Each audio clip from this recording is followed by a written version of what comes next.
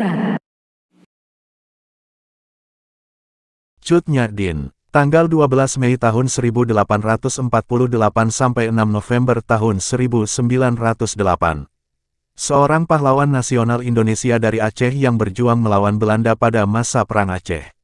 Beliau dimakamkan di Gunung Puyuh, Sumedang, Jawa Barat. Pasca gugurnya sang suami Ibrahim Lamnga di Gletarum pada tanggal 29 Juni tahun 1878 kemudian membawa Cut Nyak Dien lebih jauh dalam perlawanannya terhadap Belanda. Teuku Umar, tokoh pejuang Aceh, melamar Cut Nyak Dien. Pada awalnya Cut Nyak Dien menolak. Namun, karena Teuku Umar mempersilakannya untuk ikut bertempur dalam medan perang, Cut Nyak Dien akhirnya menerimanya dan menikah lagi dengan Teuku Umar pada tahun 1880. Hal ini meningkatkan moral semangat perjuangan Aceh melawan KPU Belanda kafir. Nantinya, Cut Nyak Dien dan Teuku Umar memiliki anak yang diberi nama Cut Gambang. Perang dilanjutkan secara gerilya dan dikobarkan perang fisabilillah. Sekitar tahun 1875, Teuku Umar melakukan gerakan dengan mendekati Belanda dan hubungannya dengan orang Belanda semakin kuat. Pada tanggal 30 September tahun 1893, Teuku Umar dan pasukannya yang berjumlah 250 orang pergi ke Kutaraja dan menyerahkan diri kepada Belanda. Belanda sangat senang karena musuh yang berbahaya mau membantu mereka, sehingga mereka memberikan Teuku Umar gelar Teuku Umar Johan Pahlawan dan menjadikannya komandan unit pasukan Belanda dengan kekuasaan penuh. Teuku Umar merahasiakan rencana untuk menipu Belanda, meskipun ia dituduh sebagai pengkhianat oleh orang Aceh. Cut Nyak Dien berusaha menasihatinya untuk kembali melawan Belanda. Namun, Teuku Umar masih terus berhubungan dengan Belanda. Umar lalu mencoba untuk mempelajari taktik Belanda, sementara pelan-pelan mengganti sebanyak mungkin orang Belanda di unit yang ia kuasai. Ketika jumlah orang Aceh pada pasukan tersebut cukup, Teuku Umar melakukan rencana palsu pada orang Belanda dan mengklaim bahwa ia ingin menyerang basis Aceh. Teuku Umar dan Cut Nyak Dien pergi dengan semua pasukan dan perlengkapan berat, senjata, dan amunisi Belanda, lalu tidak pernah kembali. Pengkhianatan ini disebut Hetverat van Teuku Umar, pengkhianatan Teuku Umar. Teuku Umar yang mengkhianati Belanda menyebabkan Belanda marah dan melancarkan operasi besar-besaran untuk menangkap baik Cut Nyak Dien dan Teuku Umar. Namun, gerilyawan kini dilengkapi perlengkapan dari Belanda. Mereka mulai menyerang Belanda sementara Jan van Swieten diganti. Penggantinya, Jan Johannes Ludovicius Jacobus Hubertus Pel, dengan cepat terbunuh dan pasukan Belanda berada pada kekacauan.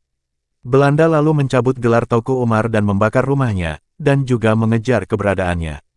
Dien dan Umar terus menekan Belanda, lalu menyerang Banda Aceh Kutaraja, dan melabuh bekas basis Teuku Umar sehingga Belanda terus-terusan mengganti jenderal yang bertugas. Unit Marehause lalu dikirim ke Aceh. Mereka dianggap biadab dan sangat sulit ditaklukkan oleh orang Aceh. Selain itu, kebanyakan pasukan, The Marsose, merupakan orang Tionghoa Ambon yang menghancurkan semua yang ada di jalannya. Akibat dari hal ini, pasukan Belanda merasa simpati kepada orang Aceh dan Van der Heyden membubarkan unit The Marsose. Peristiwa ini juga menyebabkan kesuksesan jenderal selanjutnya karena banyak orang yang tidak ikut melakukan jihad kehilangan nyawa mereka, dan ketakutan masih tetap ada pada penduduk Aceh.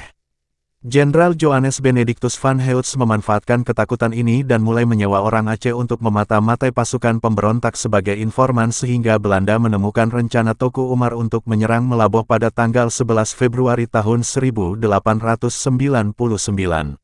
Akhirnya, Teuku Umar gugur tertembak peluru. Ketika Cut Gambang, anak Cut Nyak Dien, menangis karena kematian ayahnya, ia ditampar oleh ibunya yang lalu memeluknya dan berkata, "Sebagai perempuan Aceh, kita tidak boleh menumpahkan air mata pada orang yang sudah syahid." Petik 2. Cut Nyak Dien lalu memimpin perlawanan melawan Belanda di daerah pedalaman Melaboh bersama pasukan kecilnya dan mencoba melupakan suaminya. Pasukan ini terus bertempur sampai kehancurannya pada tahun 1901 karena tentara Belanda sudah terbiasa berperang di medan daerah Aceh. Selain itu, Cut Nyak Dien sudah semakin tua, matanya sudah mulai rabun, dan ia terkena penyakit encok dan juga jumlah pasukannya terus berkurang, serta sulit memperoleh makanan. Hal ini membuat iba para pasukannya. Anak buah Cut Nyak Dien yang bernama Pang Laut melaporkan lokasi markasnya kepada Belanda karena iba. Akibatnya, Belanda menyerang markas Cut Nyak Dien di Betong Lesage. Mereka terkejut dan bertempur mati-matian. Din berusaha mengambil rencong dan mencoba untuk melawan musuh. Namun, aksi Din berhasil dihentikan oleh Belanda. Cutnya Din ditangkap, sementara Cut Gambang berhasil melarikan diri ke hutan dan meneruskan perlawanan yang sudah dilakukan oleh ayah dan ibunya. Wikipedia, ** gambar ilustrasi Cutnya Din saat masih muda diproduksi AI berdasarkan lukisan yang beredar.